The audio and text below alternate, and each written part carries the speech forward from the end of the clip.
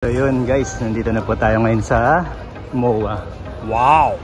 Check natin yung booth kung saan. May Meralco. Si Ioniq, excuse me. So pupunta tayo ngayon sa registration. So yun muna, pasok tayo dun. Thank you. So yun, mukhang marami na sa loob ngayon ng SMX. Na marami tayong makikita ang mga electric vehicles. Yes! So ito yung the 12th Philippine Electric Vehicle Summit. Pasukin natin. So ayan, may VinFast dito. Ay, may demo unit ng VinFast, no? 3. So bago pag pumunta kayo dito, kailangan nyo mag-register dito sa booth na to. So ayan, si Miss Shelly at iba pa. Ayan. Yan, register lang din, all electric, no? Ito na, pasukin natin ang mga electric vehicles na makikita dito. Ceres. So yan. Grabe, may van. May charger din sa sa loob, oh. Or parang generator. So e-mobility Asia. Mamaya, iikot tayo. Ito pa yung BYD. Build your dreams. Yan. Yung mga charging station na parang mauuso talaga. Ayan natin. EMD Technologies. Next SEM. EMD. Yung mga breaker. Ayan. Cherry. BYD. Siyempre, pinakamalaki dito, BYD, no? Sila yung, kilala talaga sa electric. Hanap din tayo mamaya nakakilala nating photographer or videographer dito. Baka nandito sila. Ang dami, no? Wow! Ito na po, e-trike. Wow! So, ayan na po yung e-trike. Tignan natin yung features na ito. 72 volts din. Then, 120 amperes. Lithium na rin. Disc brake front and rear. Telescopic. 100 kg. 5,000 kilowatts. Ito siya. Medyo lalayo na rin to. Ganda, oh. Pero, imagine pagka ganyan yung gamit mo, no? Pwede na pang malayuan, pang biyahe. So ito yung mga napopuno na gusto mo mag-negosyo. Ito yung mga Evo X Charge. Ayan siya. Galing, parang style na nagkakarga ka lang din. Talaga ng kotse. No? So ayun yung NWOW. So ito yung solar panel. Walang tao pwedeng gumawa ng pamaypay. So ayun yung NWOW. Why? Ayan, maraming inventor dito sa Lasal, eh. So ito ay nicer. So ayan. So ito yung mga NWOW. Ito yung unit natin. Kulay-puti yung atin. Dami. Uy, bago ito Vapor-S. Ito pala yun. So mamaya, pakita natin yan. Ayan. Sir Toots. Marvin, nakita kita sa EDSA, eh. Ayan, shoutout kay Boss Toots. Ayan. Ito pala yung Vapor-S. So, tingnan natin yung hub. Ano yung hub na nakakabit? Tingnan natin. So, ang size ng gulong niya ay size 12. Parehas po, 130, 70, 12 na po yung nakakabit sa kanya. Ayan, maganda yung kaha niya. Classic pa rin yung kaha, no? Huwag, di ko makita kung ano yung niya. So, QS motor. Wow! So, ilang watts? 3,000 watts, no? QS 72 volts. 72 volts din po. Ganda, Ano to? NWOW rin ba to? Wala akong idea, no? So, tingin ko. So, ito rin. Ayan.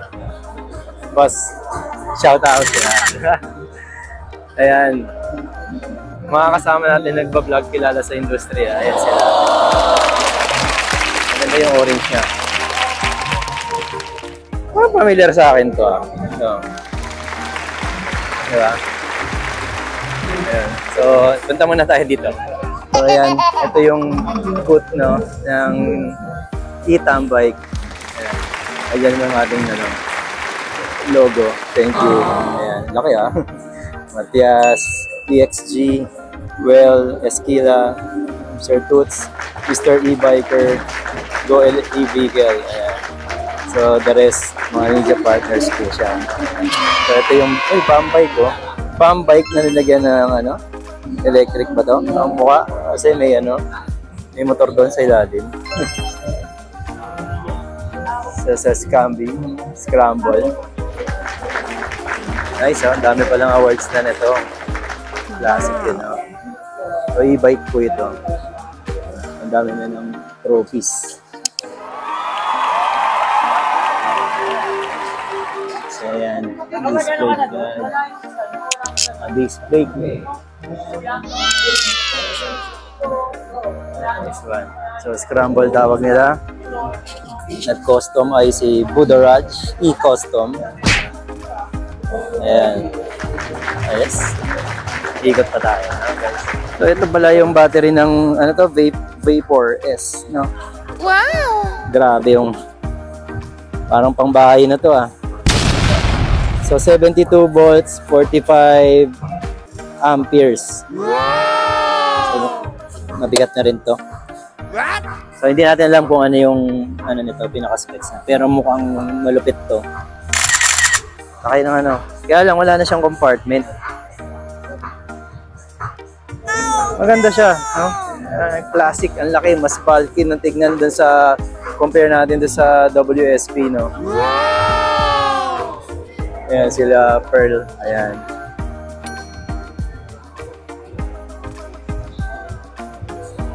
Ganda.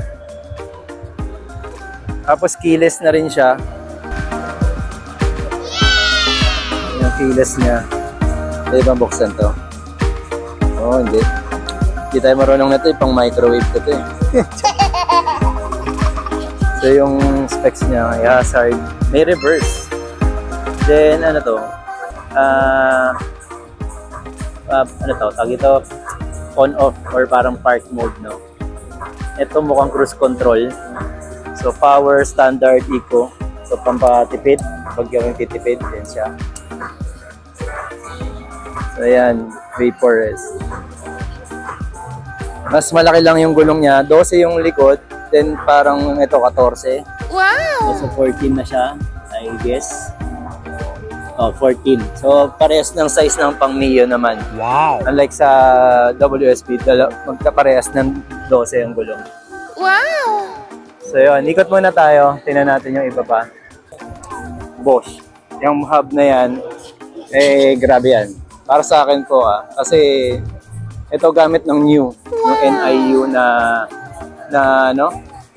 hub. Wow! Na e-bike, Taiwan, Germany ang Bosch. No? Pero hub lang yung nakikita natin dito ngayon. So ano pa ba ang makikita natin?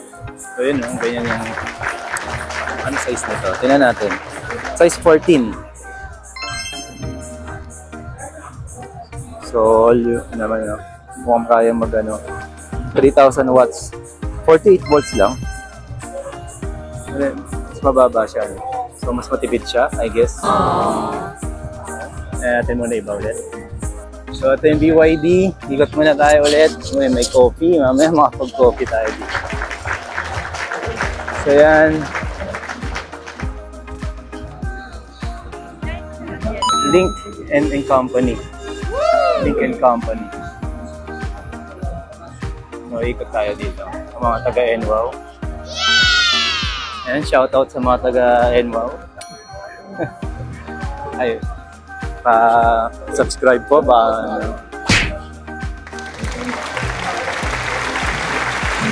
Ito pa, boss. 1, 2, 3. Wow, Jollibee. Sige, thank you. Ayan, yung mga taga-NWOW. Dito tayo sa may Pioneer Hub. Yung Pioneer Insurance, tingnan natin sino kakilala natin dito. May pakulo din sila. EB1.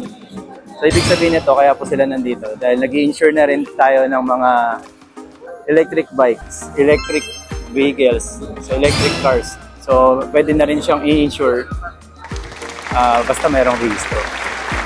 So, ganun yung ano niyan. So, meron dito ang Link and Company Cherry. So, ito yung AutoKid. Yan. Si AutoKid, sila din po yung ano. Kung di ako nagkakamali. Sila din nga ba yung... Sila yung mga gumagawa ng mga ganyan. Obviously, no? So, Spark AutoKid Truck Solution. Ito ay meron sila sa may Araneta malapit. So, BYD. Okay, mikot lang tayo.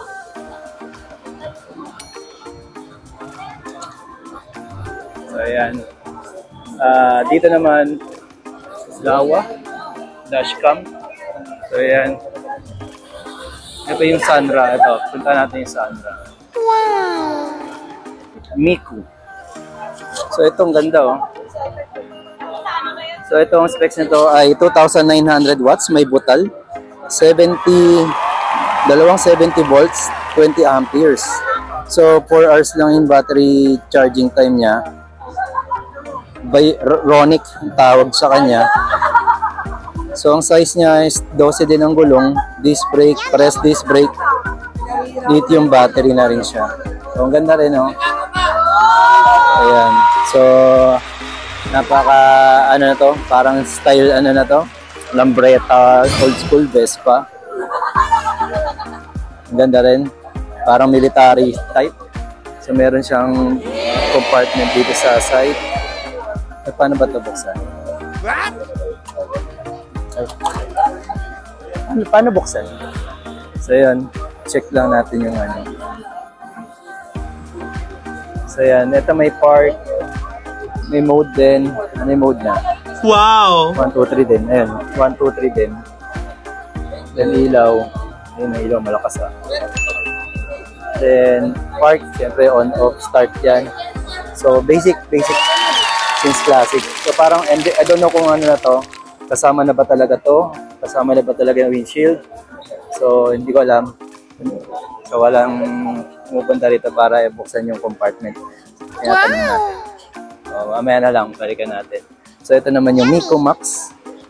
Miko Max is parang pwedeng lagyan ng kulungan ng aso sa ilalim. So, Sandra po ito, Sandra. Ayan. Medyo hindi ko lang type yung ano, yung panel niya. Kung 84 volts. Then, basic naman, 1, 2, 3. So, cruise control, meron siyang cruise control. So, tingnan natin kung anong specs niya. Oops, sorry. So, Miko Max Sandra. 800 watts lang siya. 45 kilometers ang top speed. 60 volts, 20 amperes. Wow. So, nagsi-60 kilometers din siya. Wow! So, disc brake. Yes, disc brake siya. Yan. Pero medyo maliit siyang tingnan, parang Honda Monkey. So, Robo S. Ito ay 3,000 watts. 80 kilometers ang top speed. Dalawang controller na 12 MOSFETs, no? 72 volts dalawa na battery na 20 amperes. So, nagre-range siya ng 135. Grabe, no? So, 100 kilogram yung kanyang bigat. So, ibig sabihin, di pa, no, lithium na siya. Ganda rin. Malaki siyang tignan. So, dito naman kay Hawk. Ito yung Hawk. Parang ito yung old school na nakikita nating e-bike noon. Wow. Parang Blitz, no? Yung ano. I forgot yung dating ano. So, 1,800 watts. 45 kilometers. 72 volts. 20 amperes. So, 4 hours charging time. Hydraulic shock absorbers. 12 din yung gulong niya. Actually, mas gusto ko talaga 12 eh. So, ayan yung Sandra. Sunra or Sandra? Oh. So, ito yung Miku. Ayan. Ang ganda, ang angas pala na may ilaw dun sa gilid. Eh. Ayan. From afar, oh. Yan. Okay, so, yan natin yung pa iba. Ayan si Segway. Meron ding 9bot. So, hindi ko lang alam kung sila din yung sa Segway dun sa ano, yung mga 110 na ano. Ganda rin ito. Okay, check muna ulit.